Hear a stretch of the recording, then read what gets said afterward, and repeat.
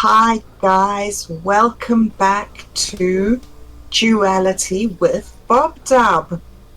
It is the 23rd of February here in New Zealand, and I am joined once again today by Roger Hansen of Roger Hansen Live.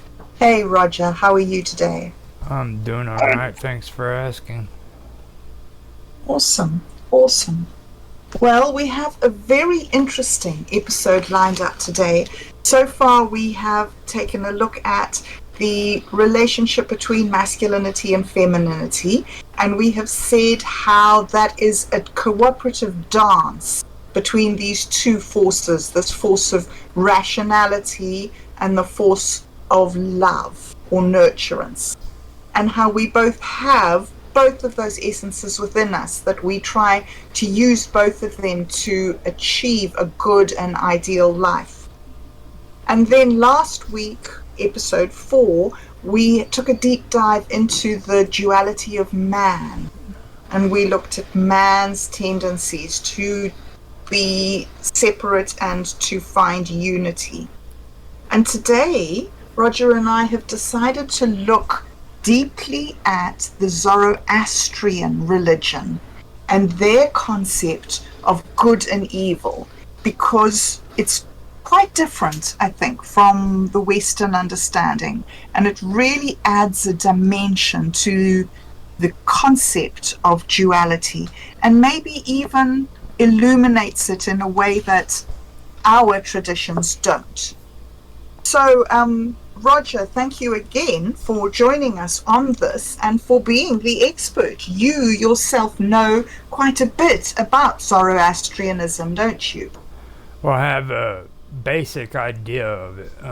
Zoroastrianism, being honest, most of the people who know a lot about them are like college professors. That's really the best way of saying it. I mean, it's a really complex way of thinking. Like back during the time of Jesus and everything, the Zoroastrians were the equivalent of the three wise men when they talk about the birth of Jesus. So, Right.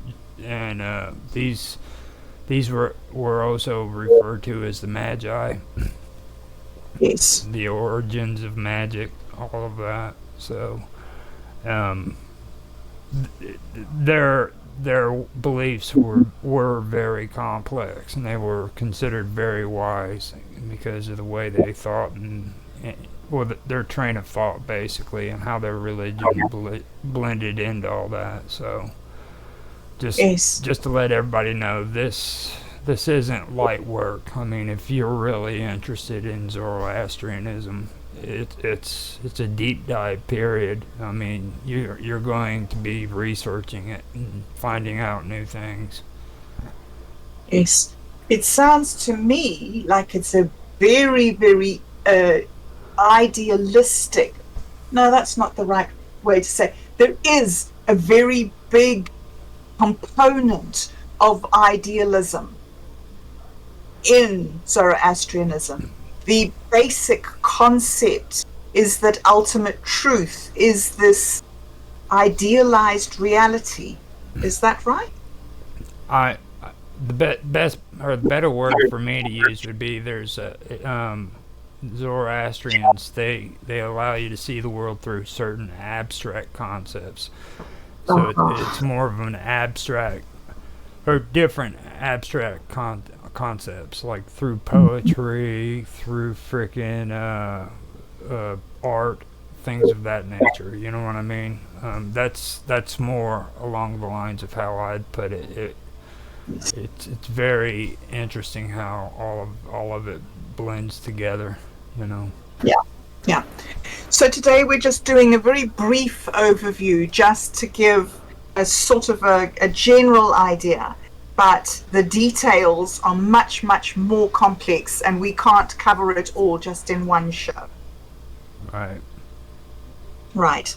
So I know nothing at all about Zoroastrianism. So it's going to be very interesting for me.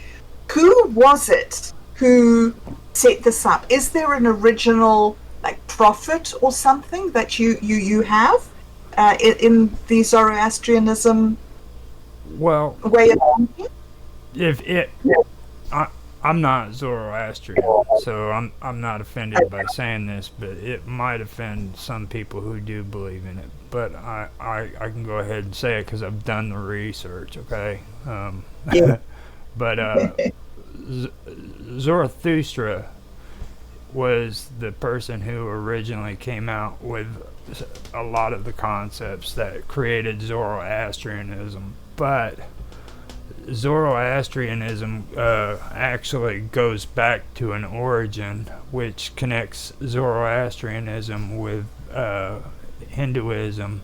It also connects it with freaking a lot of the Greek belief systems, and that origin is originally Indo-European or slash Indo-Aryan, which was the ancient word for Indo-European. So like when you hear the word Indo-European, that's where what they're talking about. These are this is a belief system that evolved and became Zoroastrianism, just like Hinduism wasn't originally Hinduism. It evolved from Indo-European belief systems too, you know. So and you can find a lot of Greek mythology, and which I don't like saying mythology, the Greek religions. You know, Yeah. you can see a lot of their beliefs coming out of the Indo-Europeans too. So that Gosh, that's fascinating. that's where it actually originated from. But Zarathustra was the one who started the Zoroastrian religion. So he sort of took those basic fundamental concepts and he refined them into this way of thinking. Right. He he That's cr- he created what was called the Gothas, or the Gothas. oh, I the don't know. gods, right. So that's sort of like the basic Bible. I don't know, what would you call it? Holy scriptures of the religion? Yeah, the Yasna. It's the Zoroastrian liturgy. Now Aha. they're arranged in five different modes or meters, however you want to call it. Um, Yes. Now they, like I said, they have different modes, and the structures is what is it? Ahanazati, Ashtavati, uh, Sinta Menu, and Vohu Vistragatha. And then you have Vahishto Ishti, which is probably mispronounced. I'm not very good with pronunciation. I think I've said this before, but I want to re-say what I meant before. But the Ahanavati Gatha, it has 100 stanzas, 3 Mhm. verses, 7 plus 9 syllable meter. And then the Ashtavati, it's having happiness is what that is, and it has 66 stanzas, 5 verses, 4 plus 7 syllable meter. Then Hmm. then you have the Spinta Menya Gatha, and that is bounteous spirit, and that has 41 stanzas, 4 verses, 4 plus 7 syllable meter. Then the Vahu Yashathra, and that's good dominion. That has 22 stanzas, 3 verses, 7 plus 7 syllable meter. And then Vahishtu Ishti, Gotha, and that's best beloved, and that has 9 stanzas, 4 verses, 2 of 7 plus 5, and 2 of 7 plus 7 plus 5 syllables. Gosh. Yeah. So that's poetry. That's quite strict poetry. It's not just stories. Mm-mm. That's interesting. So do you know why he chose to give his teachings in poetry? Is that got something to do with how he thought Well, about the world?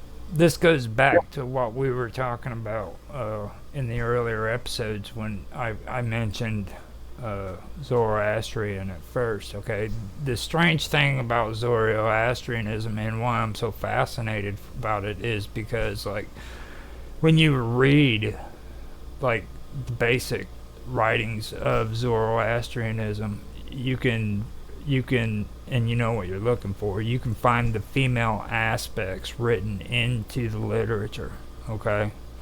Into the original literature of Zoroastrian, even though what they're saying is the masculine aspects, you know what I'm saying? So you have a blend of the feminine and the masculine going on there. Can you give me an example of that? Oh, God. How exactly? Well, poetry Right. is a perfect example. You know what I mean? And the beauty of poetry and art and everything like that. I mean that's straight the feminine aspects. You know what I'm saying? Like, and then you have well. The virtues, we went over the virtues with the Christian virtues, you know what I mean? Yeah. Things of that nature. Now, for me, where it gets complicated is what we were discussing last week when it comes to the difference between duality and dualism. You know what I mean? Because that's the best I can make out of it is dualism is when things get frustrating, Right. you know? Right. So. So in one of the very first episodes, when we just first touched on the idea of Zoroastrianism, you mentioned that they had a different concept of good and evil. Right. We have this idea in our culture that love will always win and good is more powerful than evil. But from the Zoroastrian view, I think you said that both are equal in the duality. There isn't one that's more important than the other. Right. Now, with Zoroastrian, let me also point out too that the one deity that stands above all the other ones is Ahura Mazda. Okay. Right. So when when it comes to understanding this, you have to understand that Ahura Mazda created what's been referred to as the ideal world. Okay. And I believe he called it Asha. All right. So Ahura Mazda created Asha through his mind, and that's the ideal world, which is from his mind, which means it hadn't been introduced into the material world. Okay. It was created purely through thought, and the ideal world is the perfect world where frickin' there's nothing that's in conflict with one another. You know what I mean? There's no chaos. All So right. there's no duality there. It's just perfect unity. Right. Interesting.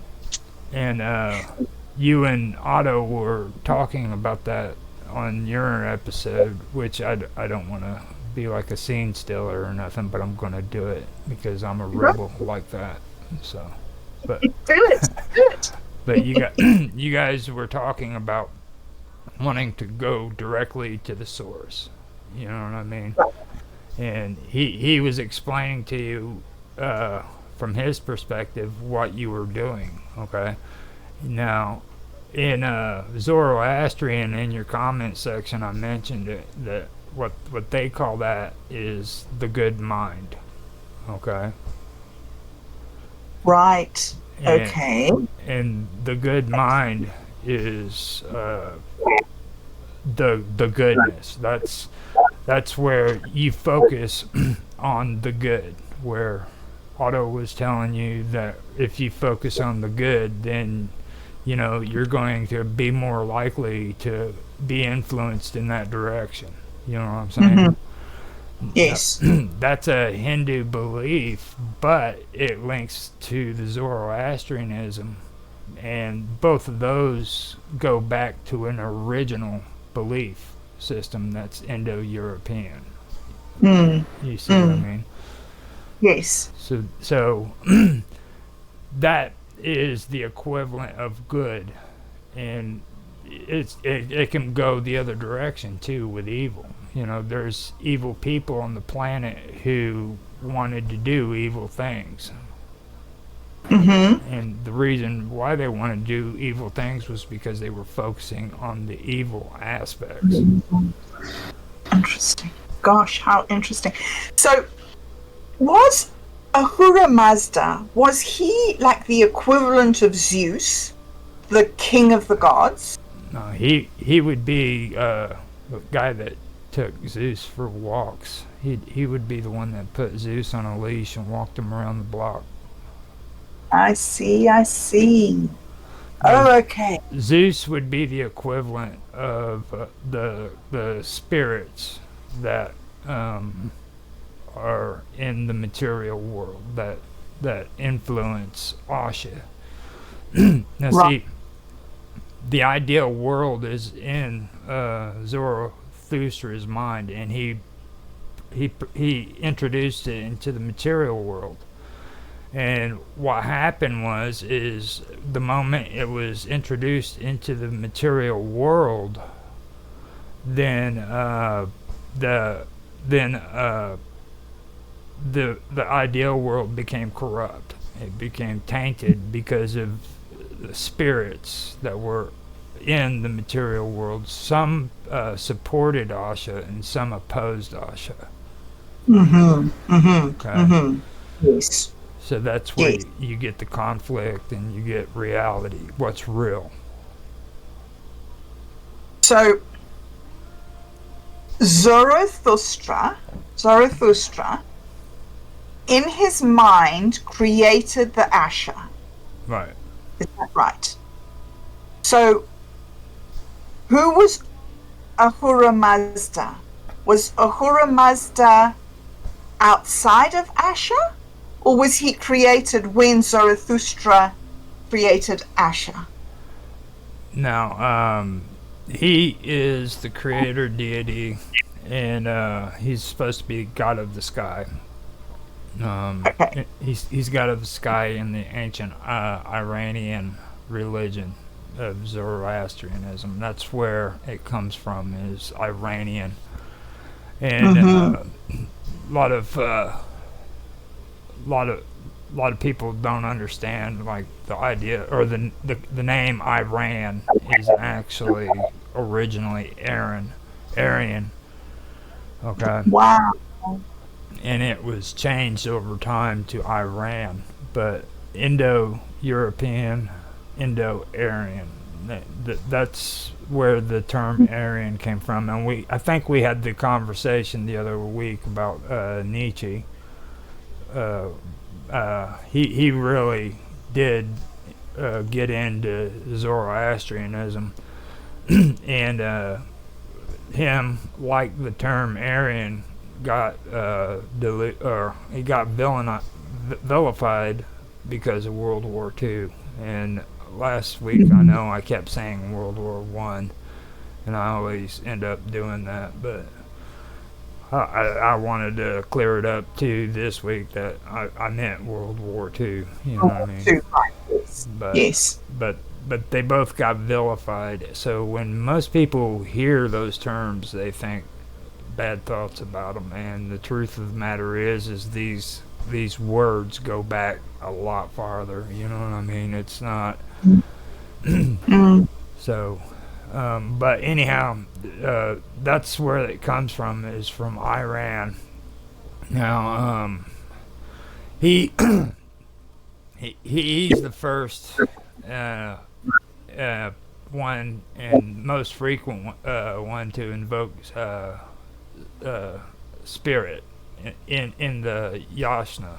Okay, and the yasna is let me see the literal meaning on the word ahura means lord, and then Mazda means wisdom. Okay, so that's basically what it comes down to. So you've got Ahura, Mazda. Ahura means Lord Wisdom. Yeah. So the Lord of Wisdom. Right. Yes. So the Lord of Wisdom and the ideal environment, the unity is truth. Right. Exactly. And the Lord of Wisdom rules in the kingdom of truth, so to speak. Yeah.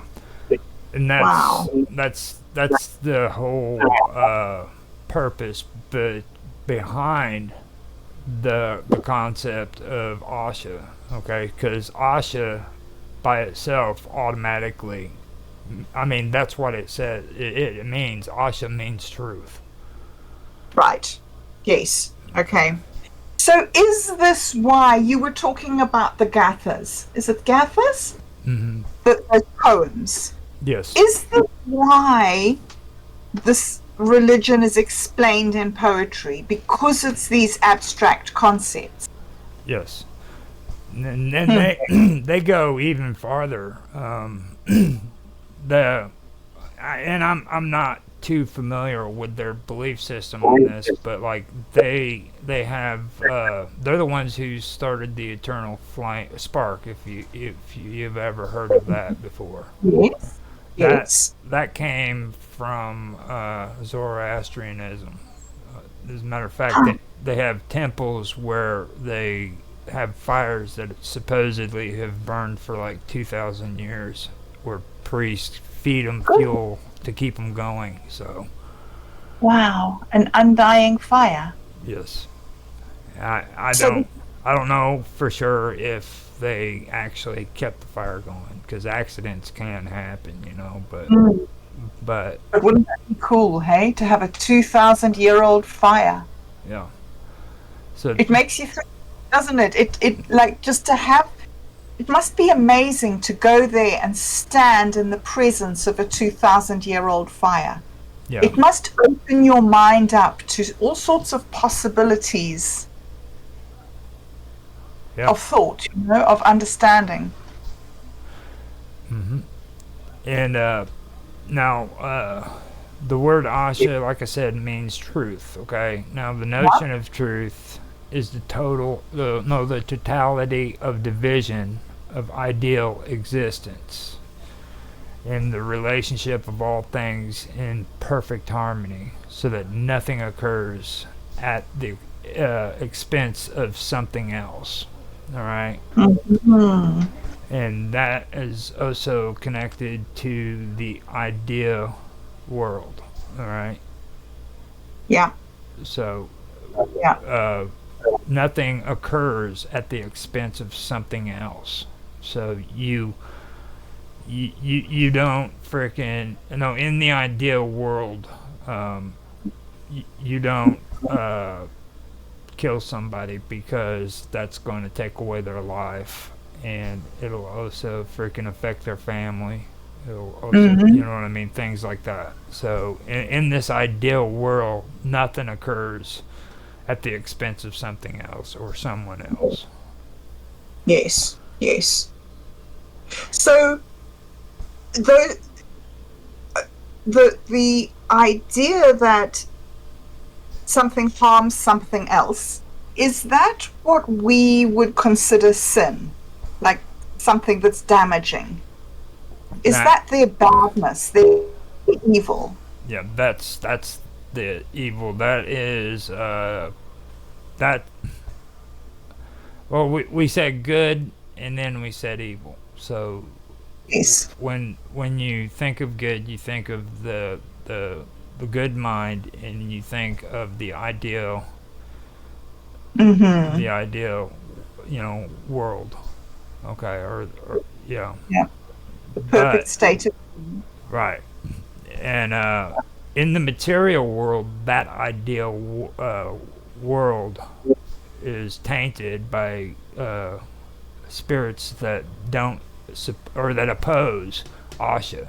that oppose Asha. Right. They oppose the truth, and in in good in the good mind and the ideal world, there everything's in perfect harmony. You know what I mean? The notion of Mm-hmm. truth and the relationship of all things is in perfect harmony. Like I just said, you know what I mean?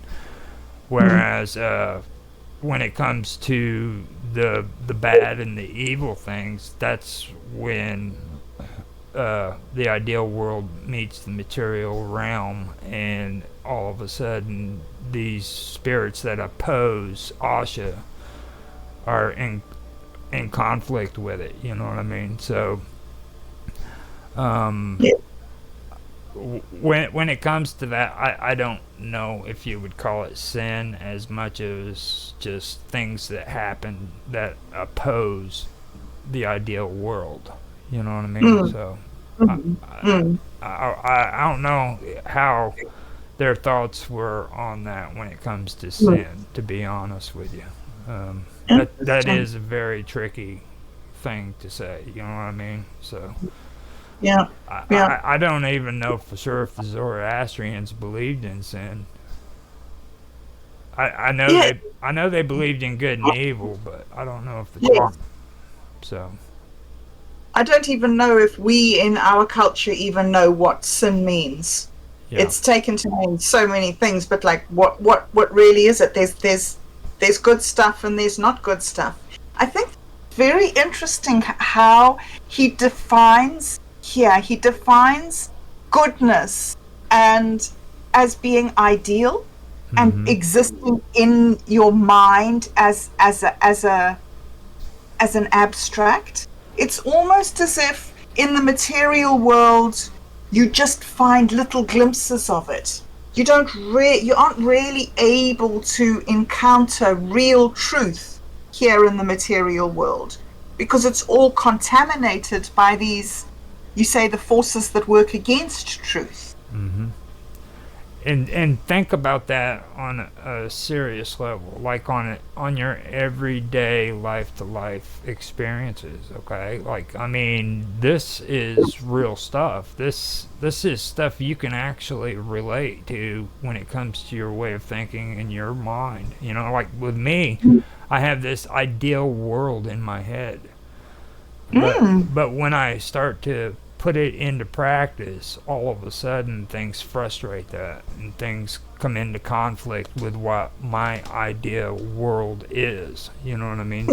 So all of a sudden I have to adjust and I have to freaking change and change my thinking because apparently my ideal world doesn't work, right. you know? Yes. In this material realm, Right. we would have to be in that world of the mind, but maybe that's where we go after we leave these bodies. Maybe we go to that ideal place.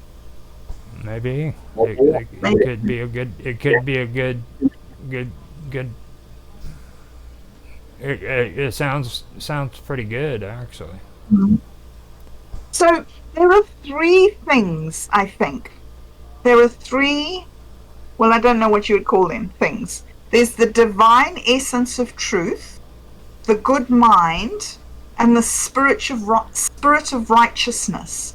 Are those the three things that make up the Asha? The Uh, divine essence of truth would be like the concept of what the world was made up of. The good mind, is that our tendency to want to do good things? The good mind is, well, we were talking about it just now. Like in your episode, you were talking with Otto about wanting to just cut out the middleman and go to the main source. Right. When it comes Okay. to searching out, you know, the truth and searching out God. You know what I mean? Yes. And you were talking about all these other deities. Okay. Now, Otto was telling you, like, if you focus on the good, then your mind is in a place where you're more than likely well, how did he put it? He says it a lot better than what I could. But you're more you're in a place where you're more likely able to attract goodness. You know what I mean? Yes. So Right. so when you're in that good mind and doing good things are going to happen and good things are going to be around you. You know what I mean? That's the good mind. You create the goodness within your life by having that good mind. Okay. So would that be then, I don't know, that's making me think of like what the hippies used to say was good vibrations. Well, Like, I'm not a hippie. You know what I mean? I've been called a lot of things for talking about this stuff. Don't call me no hippie. no, I'm just trying to say that, like, does the good mind, it sounds to me like the good mind sort of means like making good vibrations, making good thoughts, focusing on, I don't know what Otto would call, I think, the realm of the devas. Yeah, that that would. I believe that's what you guys were talking about too. The Devas, weren't you? Yeah, yeah, yeah, Okay. yeah. Now, the Devas in Zoroastrianism would be the spirits that promote Asha. Okay. Ah, Now right. they're the ones that are for the goodness, right? Yes, Okay. yes, yes, yes. So The the one, Go ahead. yeah, sorry, go on. Go ahead. I was going to say, are there spirits like demons that fight against the Asha? Yeah. These those there's two forces or vectors. Okay, the spirits that promote Asha and the spirits that frustrate Asha. Yes. Uh, this is the dualism between good and evil. This is uh, what the evil or the spirits that frustrate Asha are what taints freaking the idea world, the world that was created within the mind of Ahura Mazda. Yes. Okay, so Yes. whenever you're going through your day-to-day life and you're feeling frustration, that is being caused because of the evil spirits that are frustrating truth in your mind. Mm. Mm. You see what I mean? The things that are blocking you from the truth. Yes. Yes. So it seems to me from what you're saying that it's sort of like our responsibility to to have the good mind in ourselves, to create it for ourselves. Yeah, Or I put into I believe that is. I believe that that's really what it comes down to when it when you're talking about Zoroastrianism. I think that uh, that each person should at uh, look at the world as a moral reality. You know what I mean? It's about our morals and what we want in our life. You know, like the good. If you want good things to happen in your life, then you need to focus on the good things. mm-hmm. The bad things will happen, but that doesn't mean that you stay stuck in the bad. You know what I mean? There's always a way out. You just have to look for it. And Mm. I've had experiences in my past where I've had bad things happening, okay, but there was always a way out. There was always somebody around that had a good heart, you know what I mean, or stories that I could listen to that had a positive twist to things, you know. Mm. So, I see. Aha. So that's the good mind. right, Searching out those positive things that see you through. exactly. At least that's my interpretation of it. And Mm. a lot of even in today's world, a lot of people like to call it moral psychology. You know, Yes. that's a good way of looking at it too. It's that's what it comes down to, moral psychology. You know, for everything that's good, there's something that's opposite to it, and everything that's bad, there's something that's opposite. You know, Mm. and Mm. I seriously believe that two opposites can occupy the same space. So Right. so Yes. if you have something bad that's going on in your life, then you need to replace that with the good, something that's good to take its Mm. place, because they Mm. both can occupy the same space. Mm. That's both physical and mental.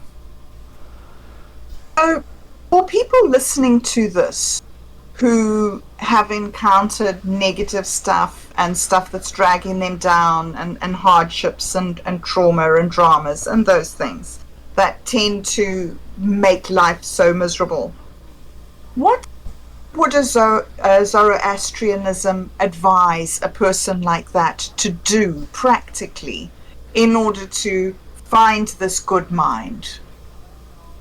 Well, first, one thing I have to say, and this is my take on it, and it kind of blends into what we're talking about with the good mind, okay? But Mm. first, what I got to say is, you know, you're not responsible for the things that happened yesterday, a week ago, a month ago, a year ago. Okay, you're responsible for what's happening right here and right now. Like me and you, we're having this conversation, and we're in the now. So this is what we're responsible for. Okay, that's very important for people to understand. What's happened has happened. Now this is where we can either freaking stay in that, or we can change our thinking and we can focus on the good. Okay, you don't have to stay stuck in the stuff that happened to you in the past. Those times have passed you, and what's important is what are you doing today. Okay, not back then. What are you doing today? And what you do today determines how good your day tomorrow is going to be. That is so amazing. That sounds very similar to me to the Buddhist idea of karma. That's exactly what it is. And Oh, right. that's the masculine aspects as well. Uh, Right. and we all have a a responsibility to ourselves, okay? Now, a lot of people hate that. They hate being told that they have to be morally responsible. But Mm-hmm. the thing of it is it's like, okay,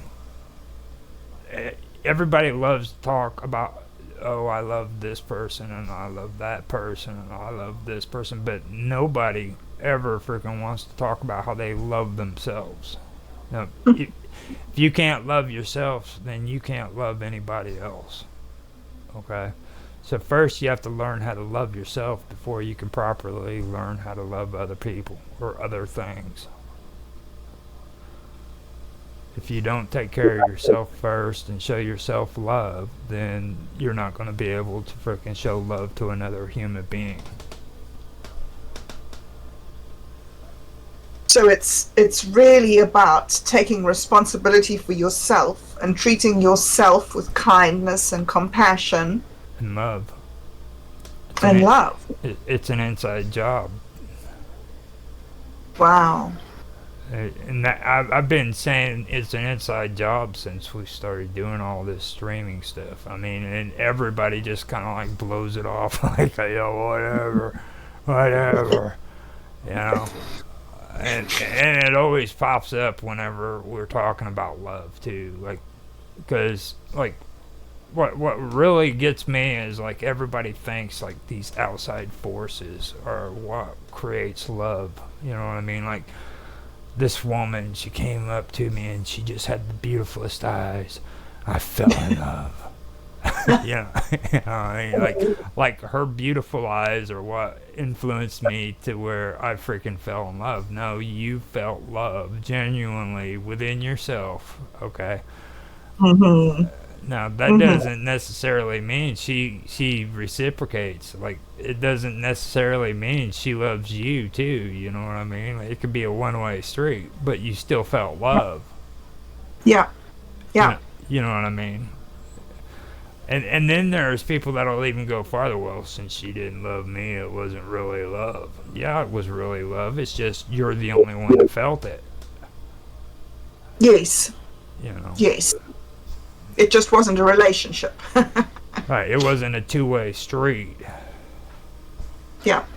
You know, we all feel that, and it's what I said. You know, because I really don't want to go off topic too much, but I just, you know, what I was getting at was it's an inside job. It's within That job. yourself. Yes. And Yes. if you're not able to freaking learn how to love yourself, then you're not going to be able to properly love somebody else. So first you need to learn how to love yourself and then learn to love other people. Mm. Mm. So let's take a little moment to examine love a little bit more deeply. Because when people talk about love these days, it's not actually popular to talk about love. People talk about compassion. But compassion is all the mushy things, the feeling things. Mm-hmm. And that's all the feminine aspect of it. But what you're saying here, well, what I think you're saying here, is that there's a very strong masculine component to love, which Mm-hmm. is about doing. Hold on a minute. Okay. Yeah, look, keep on talking. Yeah. I just have to mute. Yeah. You carry on. So, what I'm understanding from this discussion that we're having here this morning is that it seems to me that there's a very strong emphasis here on a type of innate ability to recognize what goodness is. And goodness seems to be aligned in this way of thinking with truth.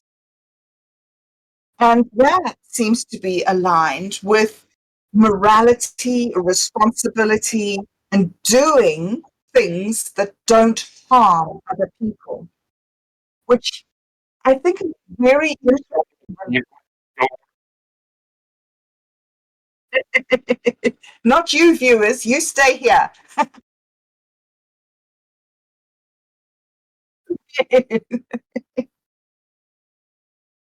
Yeah. Okay, I got rid of him. He just kept sitting there talking and talking and talking. So, but yeah, I was listening, and yeah, that's basically what the whole concept of it is. You know, like, and I believe people have like a really messed up concept of what love is. Like you said, they get caught up in the the well, I'm not going to say the mushy stuff. We the like, well, you know how we were talking about nature. Nature has both a male and a female aspect. Yes. Okay, Yes. people fall in love with the sight of the sunshine or sunrise. or a sunset because Yeah. it looks beautiful. That's the female aspects. Yes. The male aspects would be the underlying effects, the things that are in play that you can't see. All right. Mm. So Mm. you take that and you look at it when it comes to love. Love has both a male and a female aspect, which uh, one part is the the beauty of it, the beauty of love. Everybody loves to be in love. You know what I mean? Mhm.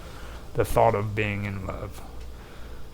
But Yes. but there's underlying things, okay? Like all of a sudden you have to freaking spend time with this other person. You have to freaking listen to them and actually freaking care about what it is that they're talking about. You know what I mean? So Mm. Mm. that's something that a lot of people don't want to do. There's that's the morality behind it. So um, you get into an area, especially where men don't want to hear about it.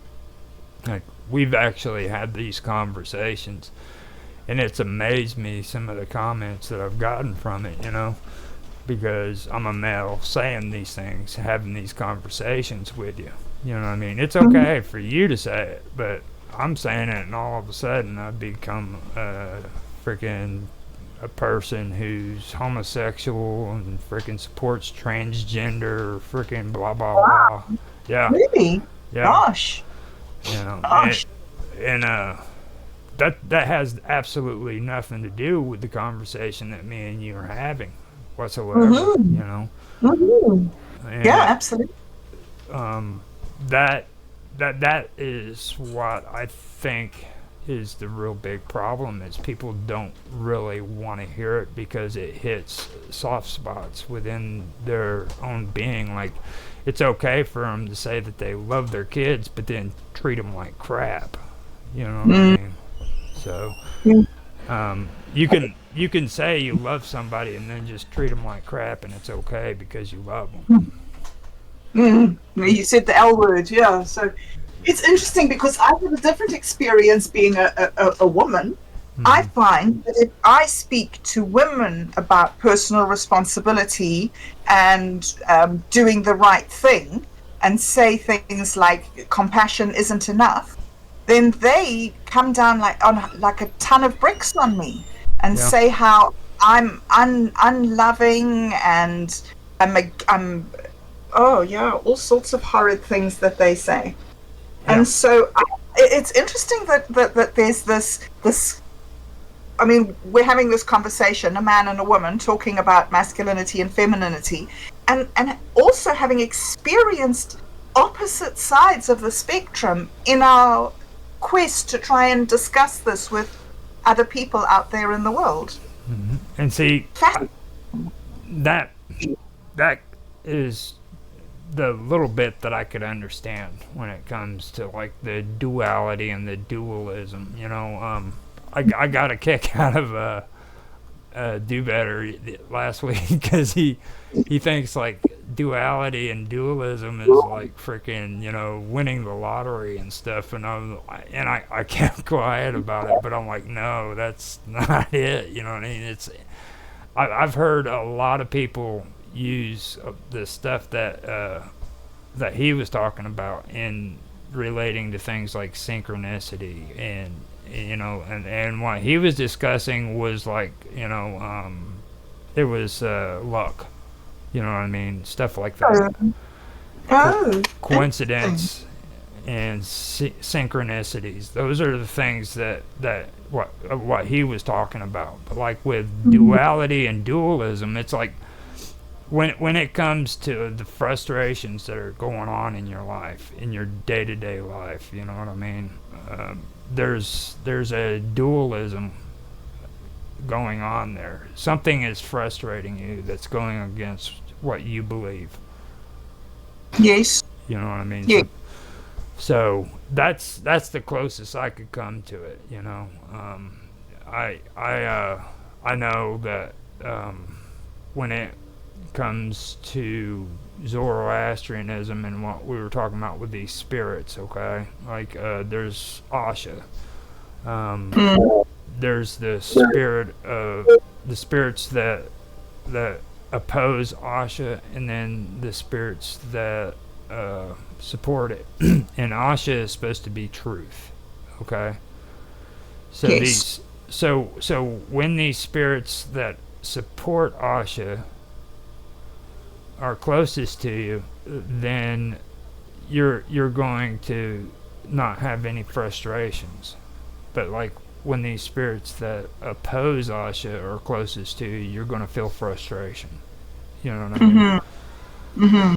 So so when when it comes to having these conversations and talking about these things and we get frustrated, there's if you go according to the Zoroastrianists, you you you're being frustrated because of spirits that are opposed to the Opposed truth.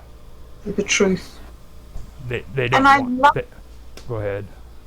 I love it how Ahura Mazda is the Lord of Wisdom, Mm-hmm. because that seems to say that this integration of the masculine side and the feminine side is wisdom. And that's what we should seek in order to understand wisdom and understand ourselves and attain this truth and unity and this very big ideal, is this wisdom of the integration of masculinity and femininity And they should be working together, not opposed. together. Yeah, Yeah. they should be working together and not in conflict. If they were in conflict, then that would be dualism. That would be, Mm-hmm. you know. So. Mm-hmm. All right, so this is a little bit, what I want to ask is a little bit different from what we've been discussing, but it just occurs to me that some people say that there is no such thing as evil, actual evil. What there is that there's good, and then opposed to good is not good, like emptiness, like no effort to being good. So in your life, you say that you're not responsible for what happened. Even though it's been bad, even though bad things have happened, you can just let it go and Well, not have to worry about it and just focus on good, this goodness that actually is. now, when you do that, you have to also use common sense and discern things like if these situations are affecting your life, okay, in a physical way, then yeah, you have to deal with them, okay? But if they aren't affecting you in a physical manner where you have to take care of it or something bad's going to happen, then you need to let it go. It's about surrendering, and it's about freaking moving on, and, and there's a process that you have to go through in life. You know what I mean? And holding on to something that is not good for you is going to cause you physical harm. Period. So there has to be a point in a person's life where they said, enough is enough. I want something better. I mean, you know what I mean? And if you can't do that, then what's going to happen is your life is going to get worse. It's going to get it's going to be horrible, and you're going to wake up every day in misery, go to bed at night every day in misery, and nobody wants to live that life. Nobody. No, no, no, no. Yeah, Especially those of us who have lived it. right. We would to save other people from having to find it out for themselves. Yes. Yes. So Yeah, carry on. that's all mostly me running my mouth too. I'm not like spouting off Zoroastrian beliefs or anything. That's stuff that I learned from experience, and Yes. I'm just that right there is pretty much me. That's not Zoroastrianism. I think I just for wanted me, in my I opinion, wanted to yes, I wanted to good, make that clear. You know what I mean? yes. But even though, I mean, there is sort of like, because of your experience and because of the negative things that happened in your life, you searched for a way of goodness. You Mm-hmm. searched for something and you found Zoroastrianism in your search. So there is something that says that your experience informs your current belief. Well, with my belief, I mean, like I'm not a Zoroastrian, um, Yeah. and I don't claim to be a Christian or a Muslim or anything like that. But Yeah. there's certain aspects of these religions that I know are real deep when it comes to spiritual principles. Yes. You know, Yes. now there's reasons why every one of these religions have these beliefs and these spiritual principles within them. You can find them everywhere. Okay, the stuff Yeah. that we've been discussing, you can find them in every single religion.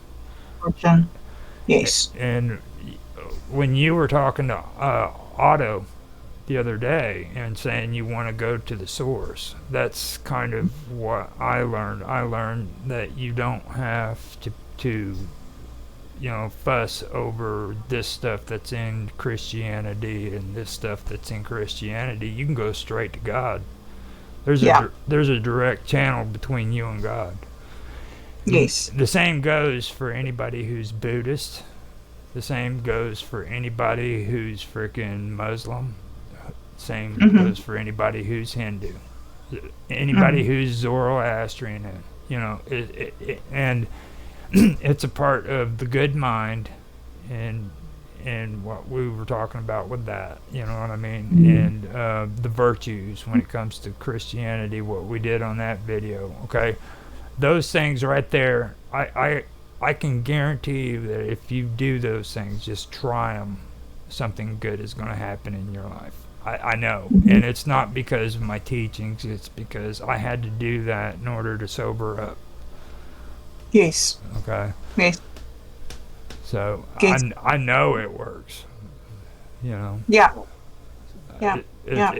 that's the truth for me because I know it works. I've actually experienced it. Mm. The Asha. Right. Yeah. And Well, Roger, that is fantastic. That is such an interesting conversation that we have had. And I mean, it raises all these questions about absolute truth and meaning and goodness and spirituality and all these desires that we have to be good people. So I am really now looking forward to the next episode. But unfortunately, we have run out of time today. okay. So just once again, thank you very, very much for your time and your insight and the love that you bring to share these experiences of yours with our audience who also are searching and looking for Asha or truth. And so before we go, do you have anything that you'd like to say just to round off our discussion today? All I can say is I know life's hard, but try to work through it and remember that for everything there's an opposite, and two opposites can't occupy the same space. Thank you. Thank you very much for those very wise words. And thanks, guys, for listening. It's been wonderful having you with us today. It really is an honor and a privilege to be able to sit here and know that we are connecting with people who are fellow pilgrims along the road as we are. And please, if you do have any questions or comments or anything that you would like us to discuss in the future, please don't hold back. Let us know in the comments section. we would very much like to enter into the conversation with you and maybe even explore some of the issues that you are dealing with in your lives, or perhaps you've got stories on ways in which you have been able to integrate masculine and feminine elements in your life. So thank you very much once again for being with us. Thank you, Roger. Thank you, viewers. And we will see you again this time next week. Bye.